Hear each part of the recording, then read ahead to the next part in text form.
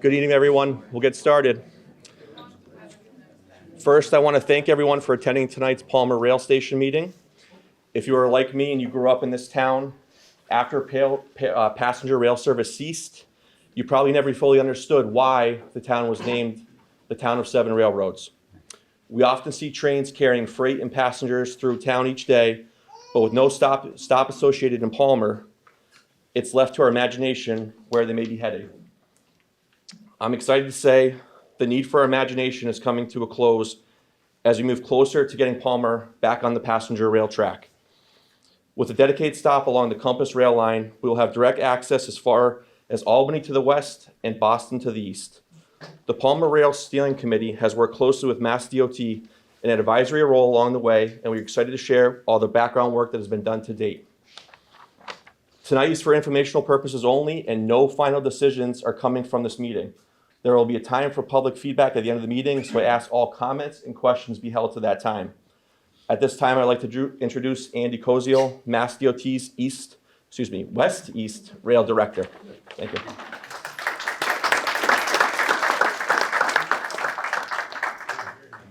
Thank you very much, Brad, and thank you all for having me here tonight to talk about our project. Can everybody hear? Is that microphone projecting out there? All right, wonderful. A little louder? All right, I'll try. So as Brad mentioned, I am the West East Rail Director with MassDOT. And as a part of my duties as the West East Rail Director is to advance that passenger rail service that's connecting Western Massachusetts with Eastern Massachusetts, and also to coordinate the different enabling projects and supportive projects that will expand and enhance the service that we're offering. Palmer Station Planning and Design is one of those projects that we're advancing. And we started this in early 2024, I think late January is when we started digging into a lot of the background documents. Can you turn it up? I'm sorry. I can't hear you. Thank you. How about that? Is that louder? A little better, yeah. More than that. Louder. I think we're already at 11.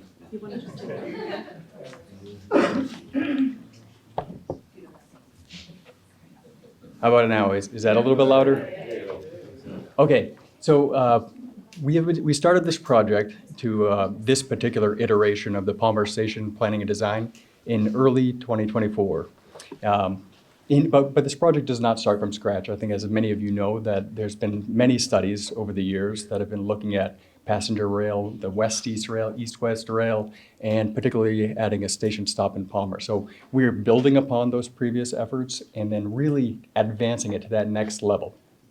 So we have a lot of information that we want to share, and I think we have a lot of good news because West-East rail is a reality. It is coming, and the funding is there to bring service from Western Mass to Eastern Mass.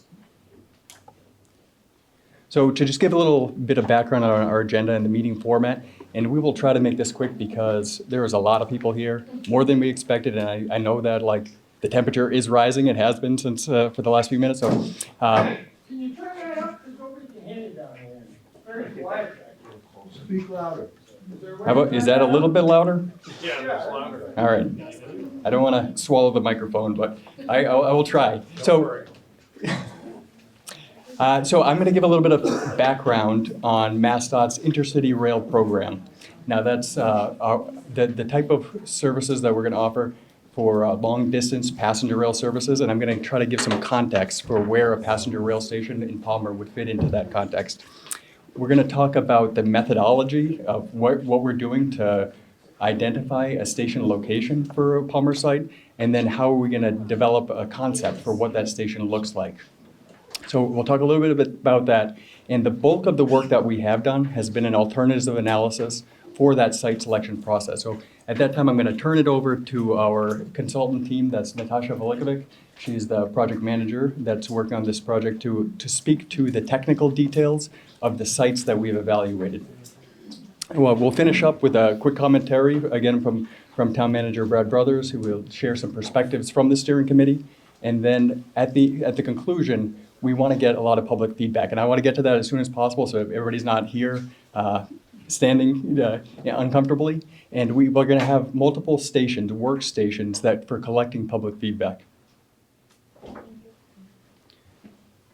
So Compass Rail is a program for intercity passenger rail in Massachusetts. Now, this is a combination of existing passenger rail services. As you can see in green, these north-south services that are currently existing from New Haven north to Springfield and north to Greenfield, but also the seasonal Berkshire Flyer service. Compass Rail brings those existing services together with proposed and upcoming services. So the most the interesting to this particular project right now is this inland route. We have funding to start the inland route in its preliminary form. So that service that's shown in red here from Boston west to Springfield, south to New Haven, it's a funded project for us to begin track work between Worcester and Springfield to enable the first 2 daily round trips. And that's going to start in about 2029, 2030, when that work is completed and the trains are started. This is the service that we envision that a future Palmer station could be served by.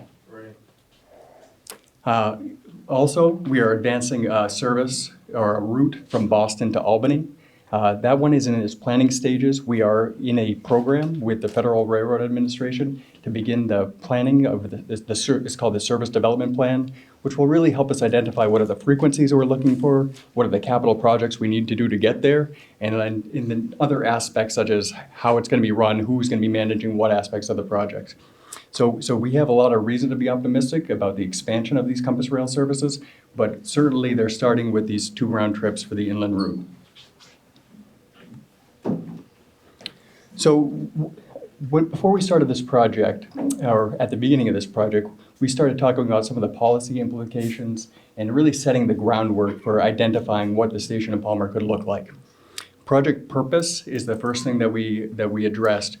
And I'll just quickly read that the purpose of the project is to identify a new passenger rail station along the proposed Compass Rail corridor, serving the town of Palmer and surrounding communities that will enhance mobility and connectivity, support local planning goals, and drive economic development. And I know that sometimes these purpose statements can feel generic, but there is a real intention behind these, particularly when you go into the world of federal funding, where you need to establish something that's specific, but not so broad, or something that is broad enough that will capture what your proposed project is. So it's a very formal process once you get to the federal level of establishing a purpose. And if you set that purpose too narrowly, then it could be a challenge to find a project to meet your purpose. So we spent a lot of time with our steering committee working through this, and we feel like we've reached something that would fit the project to advance it forward. I'm not going to read through all of our goals and objectives, but I do want to touch on a few points. The first one is our intention to create an intercity rail stop that is in concert with freight operations along the corridor to minimize impacts.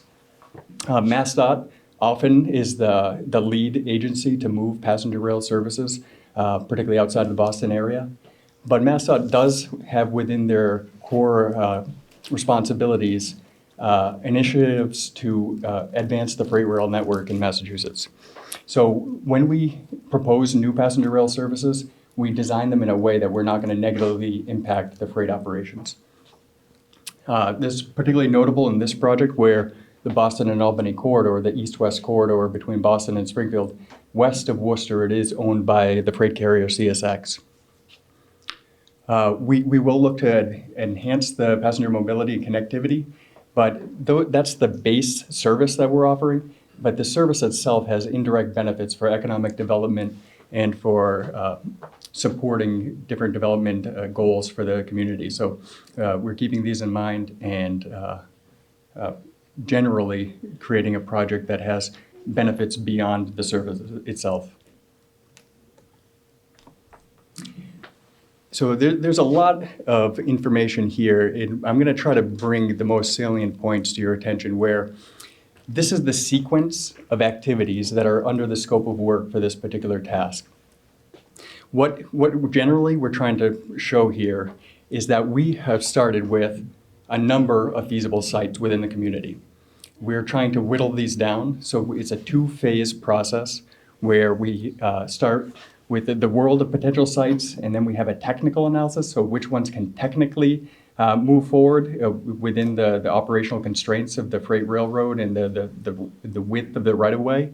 And then we have this second phase analysis once we get to the fewer sites to evaluate and come up with our preferred location. So I wish I had a pointer here to kind of show you where we are, but we have gone through this process with a steering committee of going from many sites down to fewer sites, so from 11 down to 6.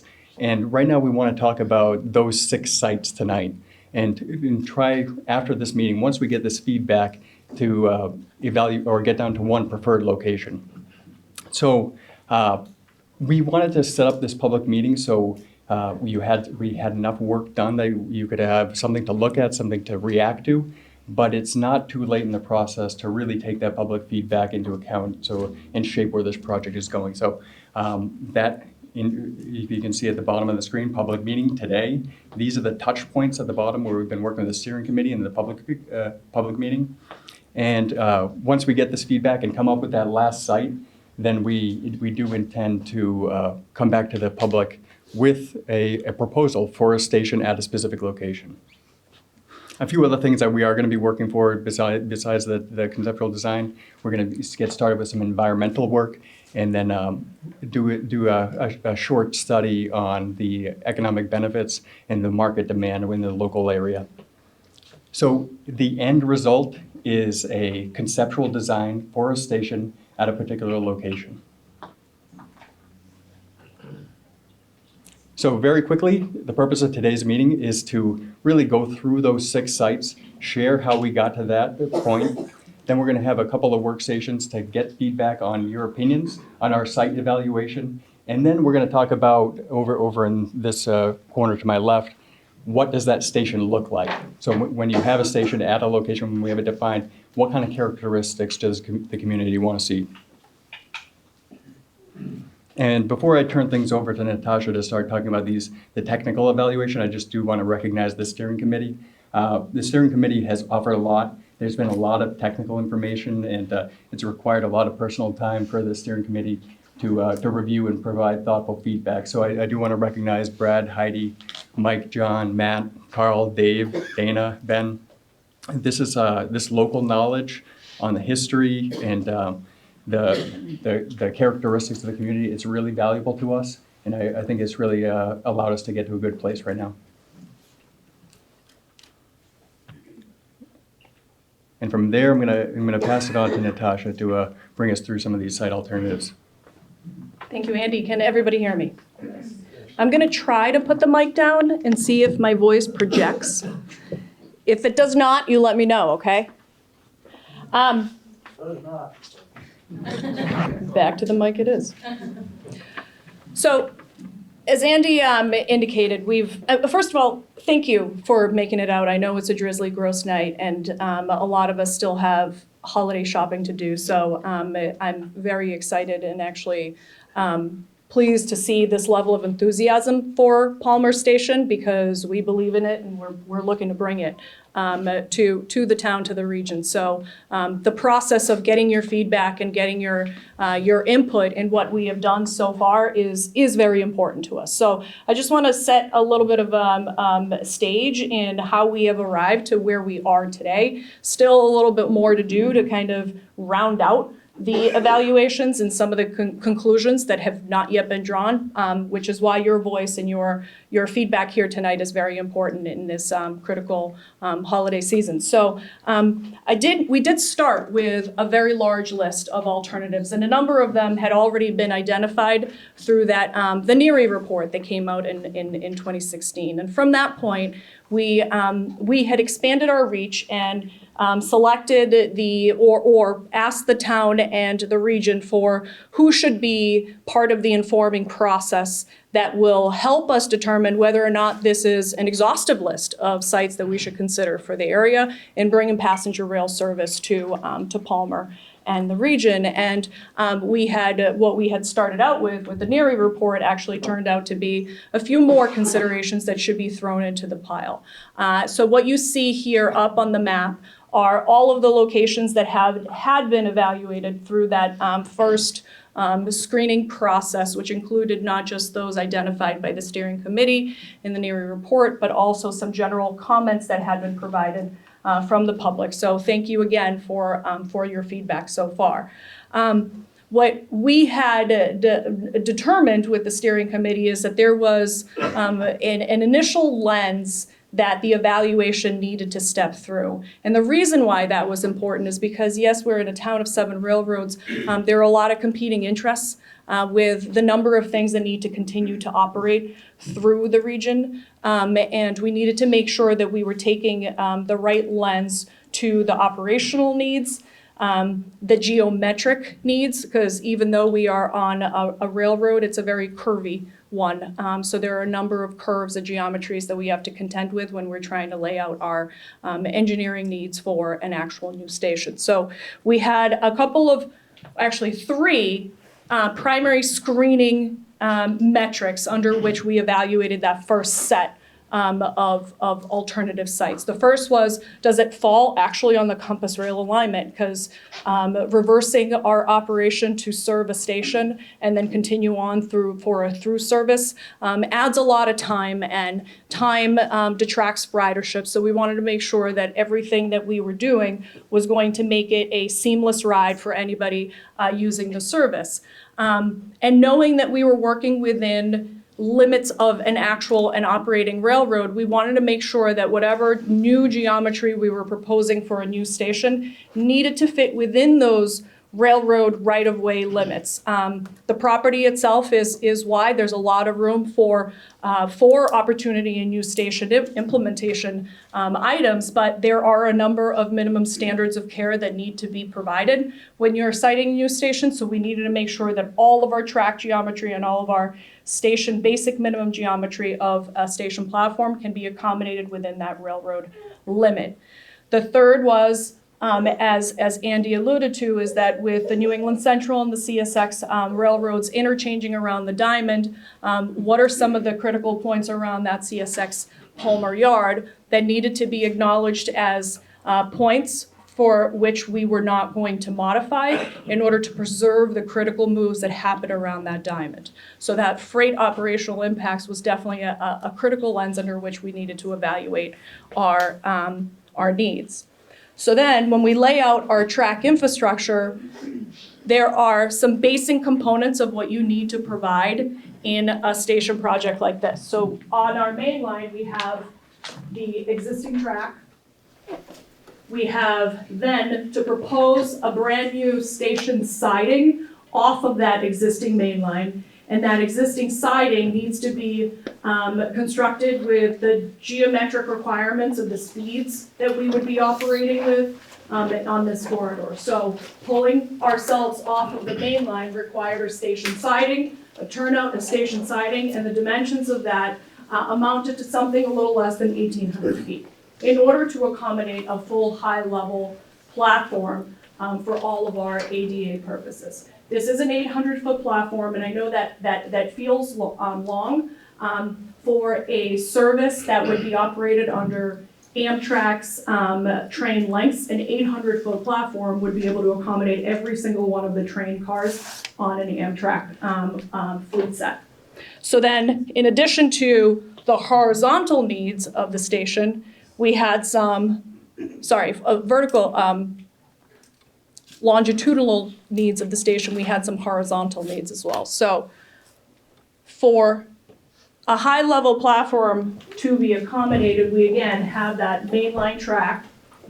And off of the mainline track, you need to be a certain distance from that mainline track that CSX operates and interchanges on before you can actually propose your new high-level platform. For high-level platform, you have to be able to provide your clearances for the Amtrak train itself, but also the clearances that you need for CSX to continue its service. So that 24-foot offset was minimal standard under which we had to accommodate all of our track infrastructure. So with that 1,800 feet and the additional 24 feet, plus the 10 feet of an actual minimum width of a station platform itself, we needed to find space. We needed to find space along that corridor that could actually fit all of those pieces of critical infrastructure. The other thing that we're contending with is a fair amount of curvature. A fair amount of curvature on the actual railroad and a fair amount of active yard sidings that needed to be maintained for CSX to continue its operation as it currently has through the Palmer Yard. So we have yard access tracks, we have yard staging tracks, we have additional yard sidings that are independent of the Palmer Yard itself, and then we have the Palmer Yard. And the Diamond Crossing that is at the interchange of New England Central with CSX. So with all of these parts and pieces in full configuration, the sites that we had evaluated resulted in 6 of them advancing beyond the point of our level 1 screening. So what you see up here on the list right now are the ones that we're going to be talking a little more detail about today, but I definitely did want to bring that up as kind of a concluding element on what is possible in order to maintain operational fluidity for CSX, what is possible within our railroad right-of-way without actually modifying significant other infrastructure, and where is the station site located in context with Compass Rail itself. So I know I do want to rip the Band-Aid off and just talk a little bit about one of the sites in particular and the reasons why we did not advance the historic depot. We attempted to. What we had found, however, there's a lot of infrastructure around the Palmer Yard and in front of the historic depot that has to be maintained for continued CSX operation. Without modifying that existing infrastructure, we were able to accommodate a station siding starting at the edge of the current site. And as you pull the station siding off of the main line, you would have to then first replace the bridge itself at the South Main Street Bridge. And then as you advance your station siding and propose a brand new platform, we were starting to get into the territory of potentially having to acquire about a dozen properties in order to accommodate those minimum standards of today's required railroad station infrastructure needs and criteria. So the historic station, unfortunately, under the lens of the level 1 screening, did not advance. However, we do have 6 that did advance. And we have a lot of potential in these 6 that I want to talk about right now. So under the level 2 screening comparative evaluation, we wanted to make sure that what we were proposing could be designed in an efficient way that didn't require significant both permitting and civil construction needs. So can it be designed in a way that actually maintains the existing operation, just like we had maintained that minimum standard of care under level 1? Will the station site, as we had identified it, would it provide the mobility needs that we are looking to accommodate through that basic project purpose?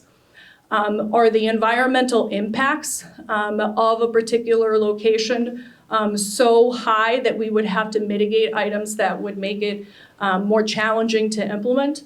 And are there environmental benefits that we want to draw on and identify in particular locations that would make it more beneficial than others? What is the economic development potential of each of the sites? That is a critical lens under which we evaluated each of the remaining sites as well. And the implementation timeline for how costly some elements might be to building out the station that we are proposing or considering, and what would be the implementation timeline for a location that may have some complicated elements, either in terms of constructability or in terms of permitting.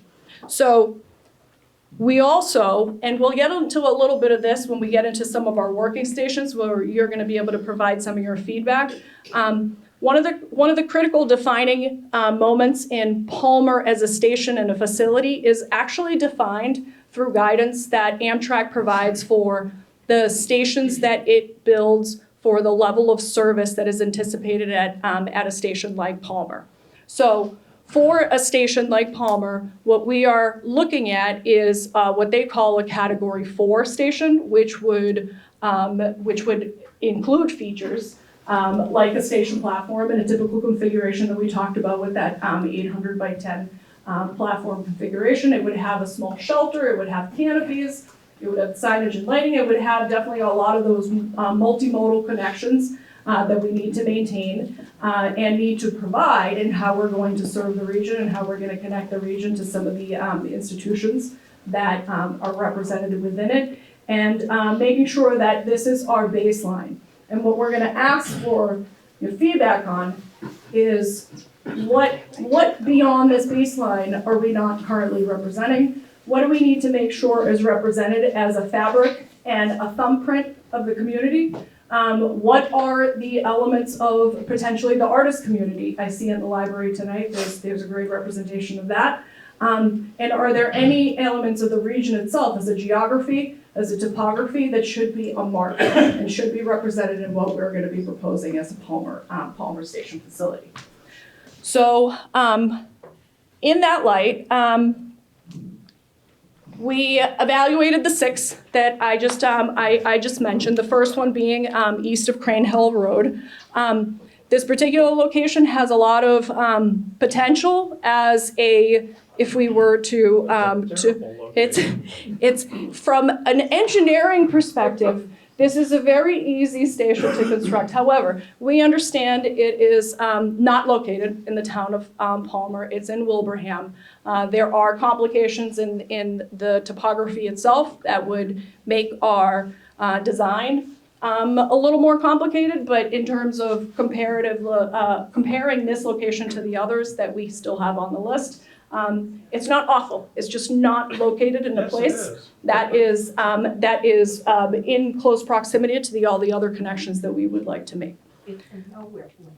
Would you rebuild the underpass on Crane Hill Road? We're gonna hold on to questions until the end. Thank you. Thank It's you only so this much. big. Understood. The second location that we continue to look at through the level 2 is the DPW yard. The DPW yard is located in the right-hand corner of this visual that you see here. And what looks like a serpentine connection is actually would be a serpentine connection that would bring you up the embankment, along the railroad right-of-way, to a platform that is relatively far from where people would park. The reason behind that, there's a curve in the track, yes, thank you very much. And because there's a curve in the track, we, under the standard and care of proposing a new station siding, we cannot propose a new station siding on a curve. You have to do it on a piece of what they call tangent track, which is a straight piece of track. So by the time we actually realign the main line to get us to a point of being able to get the existing main line to a point of straight track, we're pretty far out into the west portion of the compass rail alignment. The other thing that complicates this site is, you know, the DPW yard has flooded a number of times, and there is a flood line that is basically follows the line of where we had proposed the station parking. That presents a flood storage limitation on where we can actually propose some parking and where we might be able to expand parking beyond that point.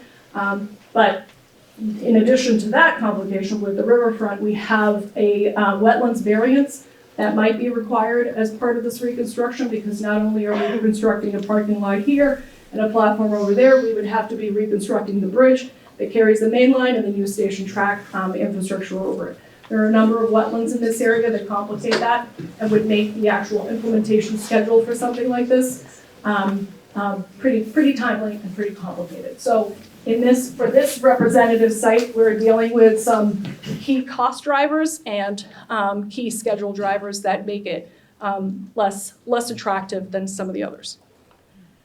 Our third site is one that we are looking at south of the Palmer Yard, right on South Main Street. It's what we call Site B, and we will continue to call it Site B until this otherwise. It is a relatively flat piece of land. We would be proposing parking with the potential for an expansion, and as all the other infrastructure needs, station siding, station platform, and normal walkways. The thing that complicates this particular site, they all have their individual complications, is the station siding that we are proposing to use is actually an active CSX yard lead. Sorry, a yard storage track. So we have been talking to CSX about the potential of repurposing that track so that we could assign it as a station siding for this particular location. So for all intents and purposes, this may actually have a lot of positive elements.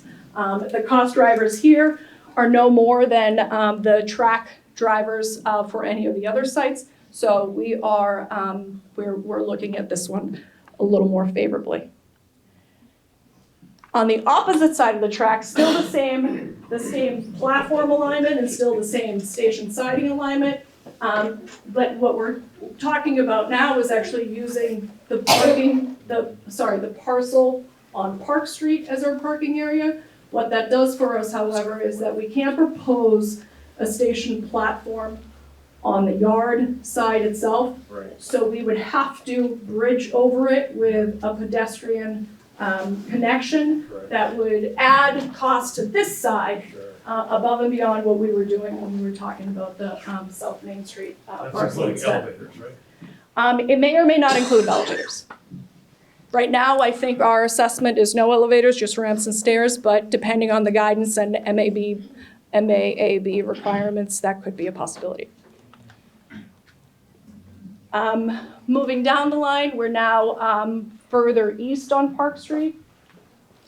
The same exact configuration in terms of our constraints on where we can site our station platform and station siding. We can't do it on the side that is the existing CSX yard lead track. We have to propose that station infrastructure on the south side of the alignment. So our parking area would be on the opposite side of the station platform. So again, our up and over requirement for pedestrian connection would be required. And the last alternative, which is, I may get some commentary on as well, is on the furthest end of Palmer on Boston Road. This site, when it was originally studied under the NERI report, did not have the solar farm located there. Since the solar farm has come in, we've had to find a way to reconfigure an actual parking area that works within the confines of the solar farm. But we could make it work. The problem is, again, that up and over configuration for a station platform that is on the south side of the alignment, avoiding the existing CSX yard lead track. So I know that's a lot of information, and there's even more of it that we can discuss in more detail later in our discussion workshops. But what we're coming to is an evaluation of each one of these sites under the metrics that we discussed at the beginning, which includes what sort of anticipated curvature would we need to accommodate through here, and all of the track geometries, how easily can they be accommodated? What are our mobility metrics? How do they measure up against each other relative to each site to the other? What sort of environmental mitigation would we need to contend with in order to permit the sites that we are considering?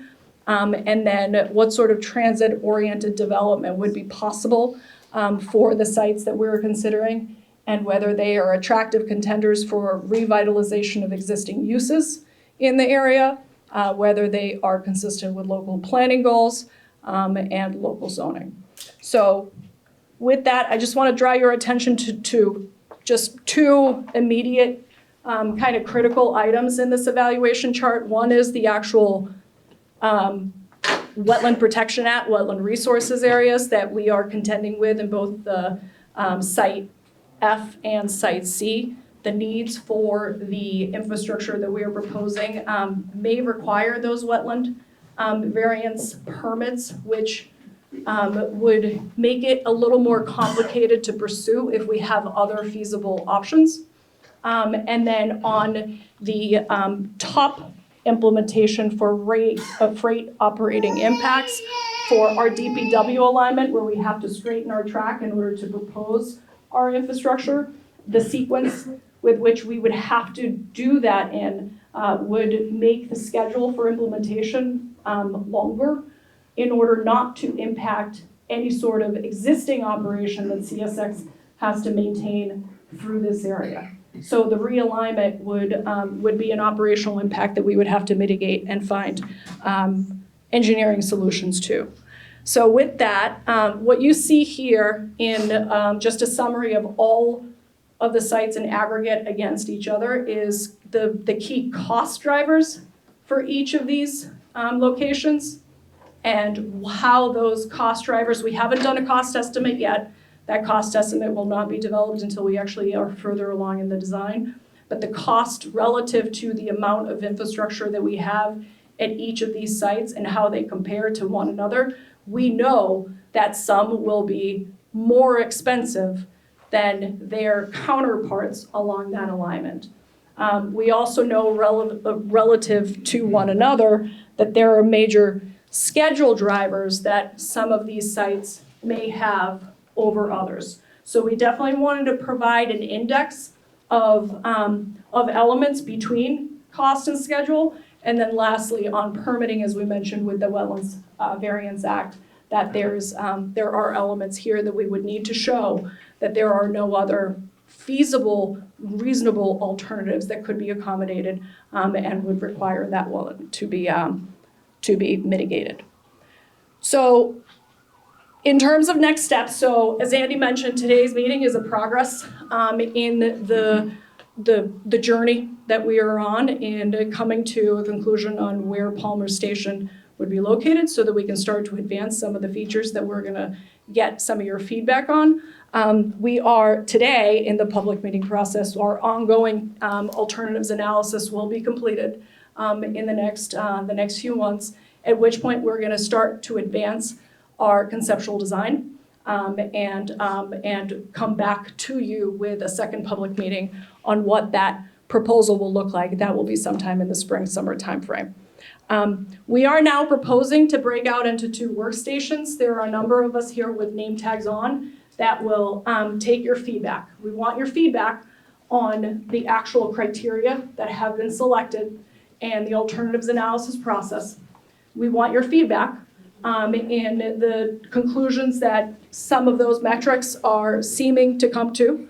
And we want to take that feedback to our overall evaluation and conclusion of the alternatives analysis process. We also desperately want your feedback in what characteristics of Palmer need to be represented in the station design, the community thumbprint, the regional context, the artist community, whatever it might be that we need to take into the standard and care of how we pursue our station design from this point forward. So Andy, are there any other points that we want to make before we break out into the workstations? Are you gonna have questions and answers or no? Yeah, at the workstations, we're gonna be doing that together, yeah.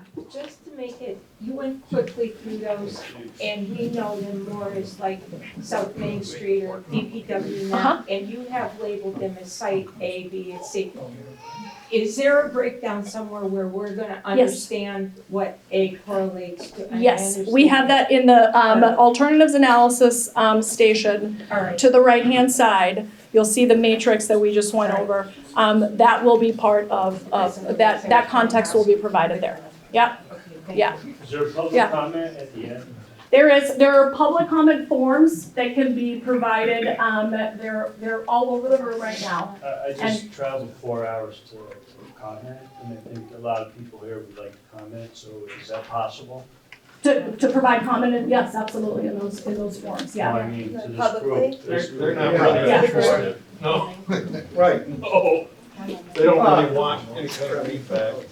We do, we absolutely do No, want you the don't. feedback. Mr. Ruffin made up your mind. The way some of this information has been presented, Yeah. I can look at that chart and say, there's been some serious decisions made Sure. that are not in the better interest of the people in this town. That's right. You are calling this a Palmer station. You are proposing stations and misleading the people who are here tonight by adding the Wilbraham station and outside. I'm sorry that I'm speaking up, but And the other This station's is- almost in Warren. this town has fought, the Lamont family has fought. I'm not saying you have already eliminated that, probably with very good reason. But this town has fought for 20-some odd years to see the economic development. And every time the state proposes something for our town, all we see is the traffic. We don't get it what we deserve. I'm sorry, Brad, that I'm speaking up, but I've got to speak for this town. I am part of the Palmer Business Partnership. We are a nonprofit group, and we work very hard to bring and get rid of blight in this town. And we need this train. Okay, And hold on. I want to speak. No, I want to talk whether you like it or We're gonna not. wrap up here. No, So I just, hold hey, excuse me, No. this is not This an is a open public meeting. forum. Okay, It if is. this continues, we will shut down and we'll go Zoom. I do not wanna do Shut that. down. I do not want that. Can I please speak? Can I please speak? Can I please speak? And I apologize. Hold on, I was speaking before before- the meeting. Hold on. Before I mentioned, before I started, Yeah, go ahead. I Hold on, apologize. everybody here. I failed to mention I'm the Palmer Wait a Town minute. Manager. What I'd like to do is I'm a resident, and you guys are working for us, okay? Shut up. And that's it. That's right. That's the end of it. Excuse That's what me? it comes down to, right Alright. here. So we're gonna close the meeting. I apologize.